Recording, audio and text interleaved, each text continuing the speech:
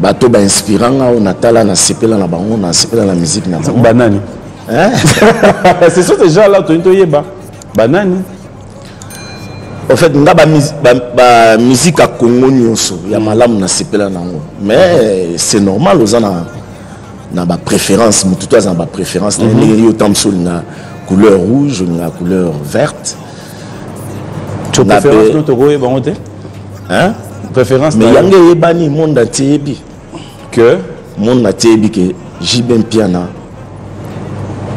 il aime Papa Wemba, c'est son idole, voilà. Donc écoute, il y a c'est même pas caché, c'est pas caché, c'est pas parce que je suis JB Mpiana je dois pas dire que j'aime tel artiste, tu vois. Donc c'est ça. Il y a, on va parler d'actualité, hein? Il n'y a pas de problème tout à l'heure. Mais est-ce que dans votre carrière, on peut se dire aujourd'hui, il y a des logos Oyo qui sont restés marqués dans votre vie, c'est-à-dire JB quand il s'est dit JB Mpiana aujourd'hui, le logo marqué il y a trop du côté positif. Et s'il y a des histoires qui vous ont déçu dans la musique, on peut comprendre que quelque chose dans ça. Mon avis totalement na makamango makambo ko décevoir yo déception mais un peu ko ça le plaisir ezala nango donc surtout to relatant aux ebelé mais la musique lelo vraiment na talara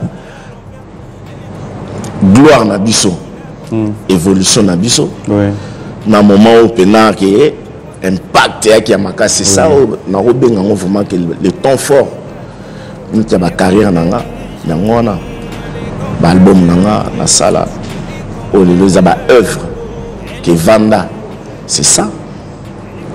Dans tes œuvres il y a aussi quelque part comme ça le bara oh il faut ça là dans la musique maintenant nous salaté JB Mpiana c'est-à-dire artiste musicien mais qui s'est dit j'ai encore beaucoup à faire dans la musique.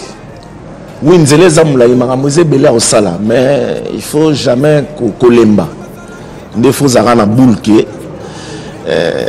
au salaka au réaliser nana ba makam nange belé ba projet mais moni na Congo bato yiba ba boula bato na ko boule na ko lobelo ko nga na raisonnaka mutu mo tam soza na possibilité au salango plus vite ou bien en avance il pourra le faire avant moi après les mon boulot mais mutu to ala na ba ambition na ba boule na donc na ba boule na nga o na raisonnaka na salité na okiko sala. Ok, fidèles téléspectateurs, je sais que ma réalité, c'est la peut-être ma vérité. Moi, Mingi, tu vas m'excuser, on n'a pas assez de temps. J'aimerais bien tout qu'il y ait un euro à la paix essentielle qui va retenir l'attention de la téléspectateur. Je t'en prie, vas-y. Ok. JB Mpiana.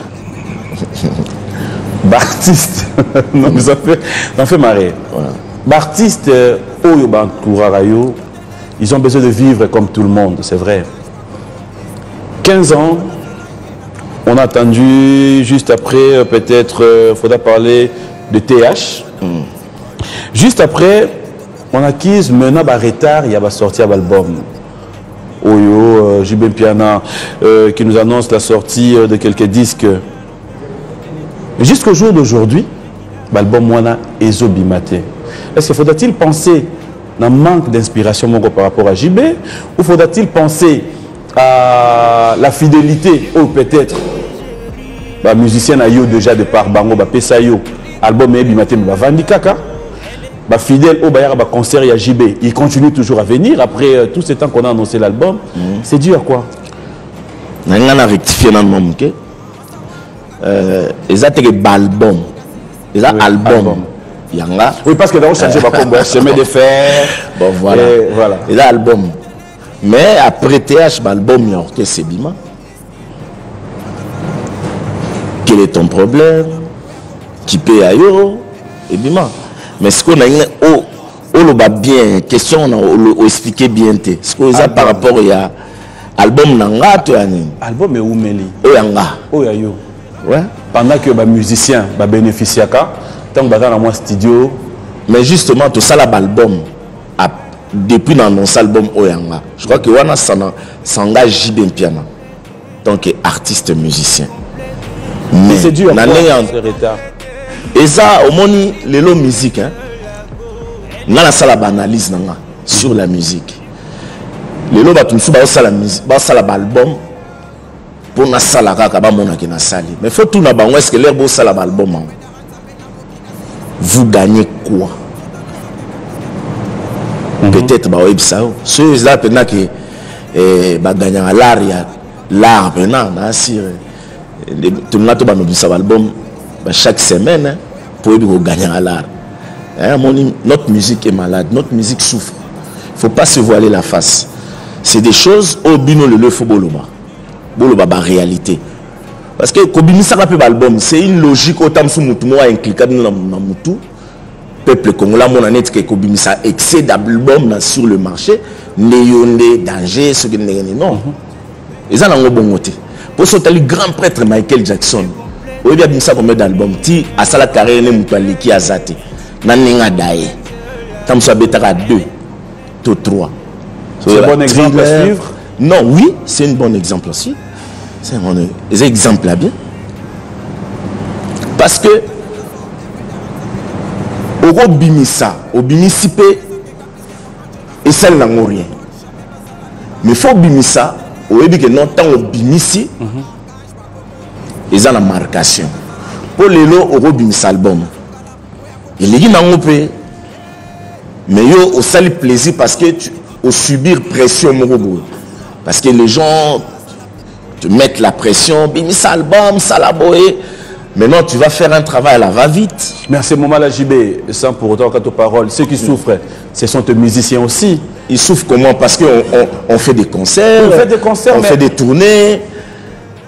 Nangana yoto yebike libanga dans album et même un musicien n'a moins vélo. Biso même na rap, moi na musicien na rap azoye mapenda boazula comme sur le libanga na répétition.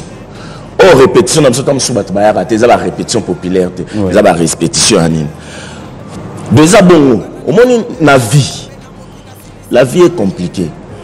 Et puis, la vie, il ne faut pas qu'on ose vivre parce que je dois faire comme lui. Comme Papimbo Massalaraboué, moi aussi, je dois faire comme lui, non? Si nous avons tout à la date de naissance, à un jour d'anniversaire, à un heure à Botamaki. Donc, tout ça différent. Moi, je ne peux pas être comme Papa Wemba. Je ne pourrais jamais être comme Président Jossard. Je suis J.B. Piana. Donc, moi, je suis ce qui musicien tel à Salara, Boué. Et ce n'est pas pour autant je dois faire comme lui. Ce qui est un exemple bien. En tout cas, Batou Batala, JB adore de belles voitures, JB aime bien s'habiller. Et comme appelle-moi les sons pour les musiciens, les logos, il faut là bien. Justement, mais Bako Lingaba la nangate.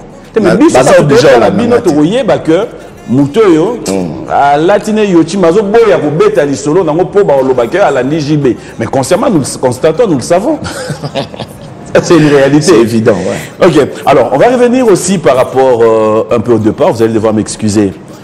Quand il y a des départs au sein de BCBG, JB Piana s'est dit c'est un bon débarras, bah, ok, voilà, Akenaï on remercie, ou quelque part, humain, il regrette aussi quelque part dire bon, il ne fallait pas. Naza humain, na moté me bendete, hein, na séparation nous c'est ça la mutu passe. Donc ça fait mal.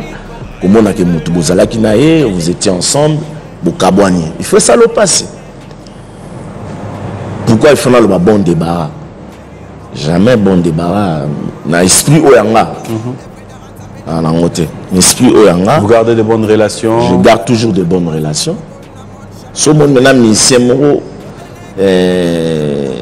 tous les relations à bien te bazamabe. Pour moi, on a bien abattu. On a respect, on a respect à Moutunios. On a éducation à bien. Donc, ils ont moi na muke mukolo na respecter à Moututu. Donc, ceux qui ministère à l'ongwe pananga.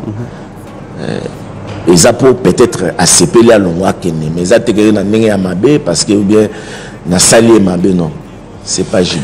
Alors JB, un peu politique aussi, vous êtes artiste musicien, leader d'opinion. Nous avons une élection à Poto, tellement ébélé. Nangana yo to yebi que ko beta na bino na poto, ko voyager même des fois calmement comme on en a l'habitude, ko tambola calmement na poto comment poko sort. Quand cela doit revenir et que tout ça c'est dû à la politique et que politique ndé et même pour se produire na pototé, vous à la sous à l'aise. Que dit JB? C'est quoi ton opinion par rapport à ça? Bon, on a le minimum politique, mais bon, est-ce que vous assurez vraiment les politique? Selon Oyo, on a ce poteau avocat qui c'est pas caché. Babi politique et saine. On vous a reproché, Banderoya Poto, Oyotilelo, Ganga Yoto Yebi, c'est même pas voilé. C'est parce que vous avez eu à chanter pour le chef de l'État. Voilà pourquoi il vous est interdit, il y a Robeta Napoto. Vous voyez bien quand même. Bon, là pour nous, on a une incompréhension. Pour Bande, on a besoin de musiciens. Musiciens, commerçants, ils doivent vendre Arnae, Fateka Arnae. Sur le lot, on a une étape d'incompréhension. On se comprend pas. Un jour, tu se comprends, au baïbi que tu as ma bémoroté. Ils ont incompréhension. Donc, là pour nous, on a bon. Ils ont incompréhension. Pour politique, on est salé libiso pe loro mongote ya malongo que non, et salé libiso loro mongo boé, ya on va te faire une politique et salé libiso. Bah mission tozo mona ba, ils se battent seuls. On se bat tout seul. Nous sommes abandonnés à nous-mêmes. On se bat seul. Parce que politique et salé libiso nini, ou le lobiso faut to subir et le rendre moi. On moni que c'est vraiment triste pour nous. C'est vraiment triste parce que le lob artiste et musicien congolais bah ça là, bah preuve, bah démontra de quoi ils sont capables.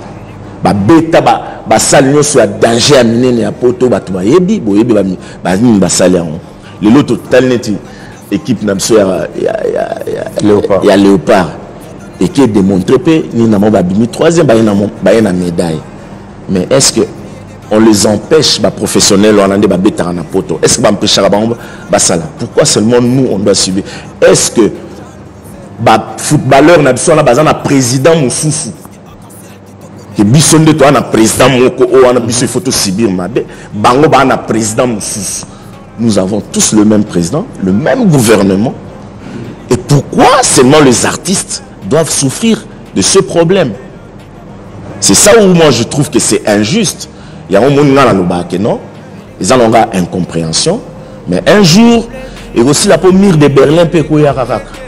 Mire de Berlin. Oh. Donc un jour tu vas comprendre. Parce que mon rajoume soit bien. Ah, tu limbi si va musicien, bah na bah tu vas ça là na bah on rien. Bah bête là on va musique na bah on peut politique on peut ça y là bah on le remonter. C'est une réalité politique c'est là absolument. Ceux qui ont embelli mon net que nous bête à la fête, bah faut tout cacher non. Ndenge commerçant à salara au tekama panae, aux ala opposants, aux ala nous doit pouvoir nous doit ma pas on a le battre que on a le roi naza opposant na ko tekela yo nous doit pouvoir ma pater non ma panae est à la portée de tout le monde ils ont la couleur T voilà donc c'est comme ça. Au jour d'aujourd'hui, s'il y a des téléspectateurs qui regardent, ils peuvent nous dire facilement Wenge c'est Wenge.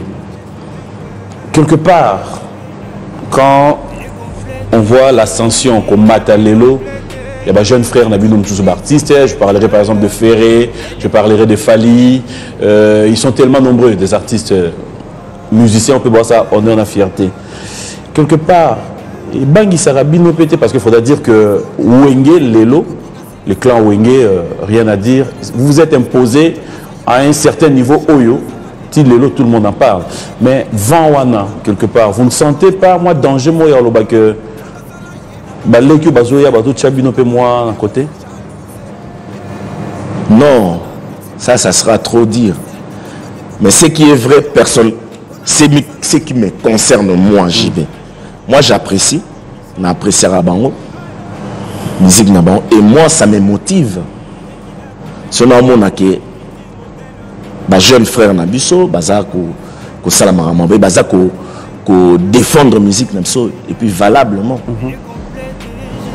bakoti na G nde to loba on est na langage na so courant donc donc bakoti pena na G baza pena ko sala ba preuve ya ba nina ba on a apprécié la bango et ko déranger biso ne lokote parce que c'est le but que déranger biso et c'est que nous on a aussi fait biso tout ça la pe makambo c'est pas pour autant non mais ça c'est sans flatterie est-ce que yo on aime ça nde to sala bongo zaiko ekufa papa mbatika musique ah ba misu batiola tiens eza nango eloko ne loko la na temps nango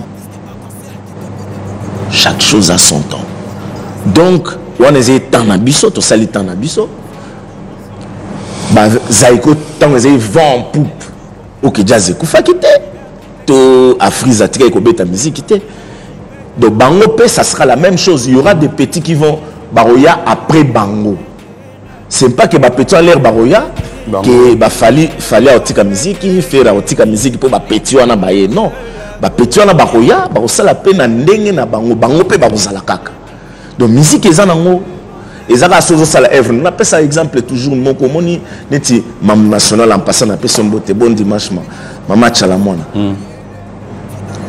il y a eu un temps avant na ya tika abana obeta sous musique té moi tant Montréal là mais quand tellement en a talent na yi azaka artiste et musicien tant abimisi nzemo ne malou t'as vu pour dire que ce que ça a un talent na yo mutu moko tako ya po o asilisa yo parce que ya bimi yo faut si la tin eza yo ne faut sala musala po ozala kaka lelo nation mona fête nyon so qui malwa ne betité o mona keza net fête ya la gité donc vous comprendre donc lelo na ba fête pe ce ninya zaiko vimbe betité parce que pour biso toza ba fali bazali ba faire do zaiko fait si la to net nzembo na ngala papa mba sur beti na fête donc biso sikoyo donc to le bani te zalango ba vie ba kozala kaka po baza ba vie ba sala musique ya danger ba sala ba preuve na bango biso pe to kozala na biso kaka soki to kokonye ko travailler to sala bien ceux qui sont après nous feront la même chose ceux qui viendront aussi après eux feront la même chose donc ezanango kaka évolution en musique parce que notre musique notre pays est un potentiel culturel. Donc, malheureusement pour nous, les artistes et musiciens, tous en a soutien. Il y a mboka la politique culturelle pour qu'on valoriser ma valeur. Mais c'est parce que déjà, binomo, musicien, vous ne savez pas vous y mettre. Je ne te rappellerai pas une histoire. Il y a 2 millions d'ortroyants dans Bino. Mais c'était dit officiellement. Tokota na débat mususu. To monango te to yo kakaka. To yo kakaka. Mais monana te. Mais tokota na biso na débat ngote parce que ko soutenir musique yo ke kana mbongo ko kanza te zaka ke na lingi baya ba pesa biso ba mbongo. Mbongo po bo sala. Non. Ba makambo zebele. Oh baki politique à Congo et Kouko Salango. Est-ce qu'on n'est parler du peuple? Au début, que place d'artiste, il faut mettre la musique, c'est parler du peuple. Mais le comment parlement, moyen orchestre bêta pour les athées. Moi, je vais tout bêta. Place tout sur orchestre, ça bêta spectacle pour les athées. Ciné Palladium et Tekama et comment on m'a ramoussous. Bon, tout bêta. Kaka inter, kaka boy. Attends, aujourd'hui, on a place ces assistés donc. Quand je parle de la politique culturelle, Ezaka Kaponate qui n'a envisagé Mbongo, qu'il faut bien à ma porte à battre, voilà, bisoto soutenir Binobozo Mbongo Yango Bozo. Non, non, non. Bah, moyen zébélé. Bah, moyen zébélé. Même les lots artistes qui ont un projet, projet, je vais réaliser un album, prêtez-moi de l'argent, je vais faire ça. Bah, on peut sater. Omeka? Ah, bah, on peut sater. Comment vous conclure? Non mais comment vous conclure? Toujours souffrir, si déjà. Toujours la souffrance auto ça va vendre bon. Mission quand même les loba kendi. To subventionner à tabango surtout ba oh baza pena pour souffrir d'un problème au bazali. Ouais les loba tout le monde dans le même sac mais tout le monde dans le même sac. Les autres ne subissent pas comme nous. ba oyo bazo sala pena ba tourner ba kenaka mbono du forme kena groupe chef d'entreprise ba sali tourner ba zongi lelo bango bazo souffrir makasi ba misusu bazena bango pe ko voyager te ba vanda na bango na kin mais tellement on tient tout dans le même sac c'est quoi bazo mona que pour satisfaire tout le monde est comme caca moni mais lelo tam sou na pire esprit ba ko pe ma pe ba bouler non